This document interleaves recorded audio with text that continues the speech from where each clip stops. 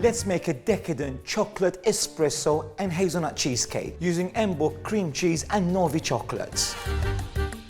Let's start with the hazelnut biscuit base. Blitz together the bourbon biscuits and hazelnuts, then mix in the melted butter. Press the hazelnut biscuit base into a cake tin, then let's make the filling. Break up the dark Novi chocolate and melt. Place the cream cheese, icing sugar and cocoa powder in a food processor and give it a good blitz. Break in 6 eggs, a shot of espresso and vanilla and give it another good blitz. Last of all, mix in that dark melted chocolate. Ah, this is delicious. Pour into the biscuit base tin and bake.